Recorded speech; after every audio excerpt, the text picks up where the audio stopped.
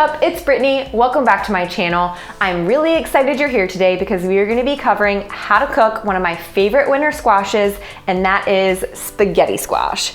So I get asked a lot how I roast it, my favorite cooking technique, and then also how to cut it without hurting yourself, because winter squash is hard and you have to have a really good knife, and there's also a really good technique for cutting it so that you get long strands rather than short little choppy strands.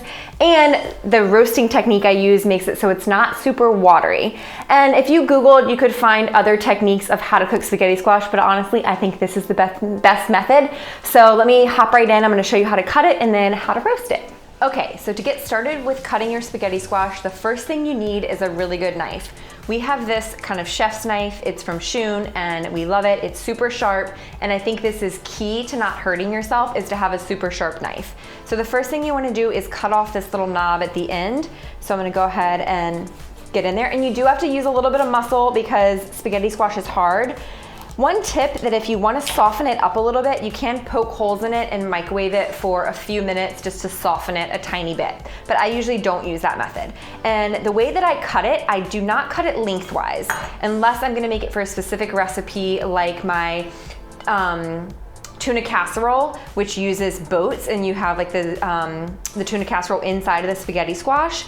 That method, I would cut it lengthwise, but if I'm gonna be cutting it just to use it as a pasta substitute, I cut it in widthwise, and I cut it in little rings. That way it's really easy to get the seeds out.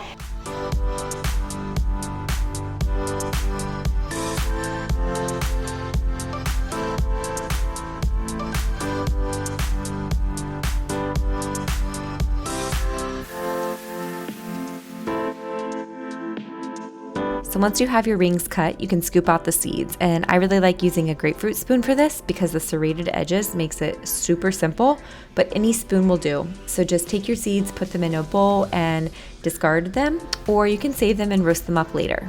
So once you've gotten rid of the seeds, you are ready to roast up your squash. So preheat your oven to 400 degrees, grab a rimmed baking sheet or baking stone, and go ahead and coat each piece of your squash with a little bit of olive oil, some sea salt, and pepper. Of course, you can use any seasonings you want, but I feel like this is a really good baseline if you're using the squash for other recipes. You'll go ahead and put the squash in the oven for about 30 minutes, flipping it once halfway through. And then when you bring it out, it should be nice and tender and almost like an al dente pasta. You'll let it cool for about 15 minutes, and then you can peel away the skin on the outer rim and then separate the strands into long spaghetti noodles. And as you can see, with this method of using the rings, you get really long, nice noodles that are perfect as a low-carb sub for pasta. Okay, so that's my favorite method for roasting spaghetti squash. But if you want to learn more of like how to microwave it, how to use your Instant Pot to cook it, all that jazz, and recipe ideas, you can head over to my blog post. I'll link that right here for you, and you can go check that out. But as always, I hope you hit like and hit subscribe on my video, and definitely leave me a comment down below if you try this cooking method of spaghetti squash and like it. I'll see you next week.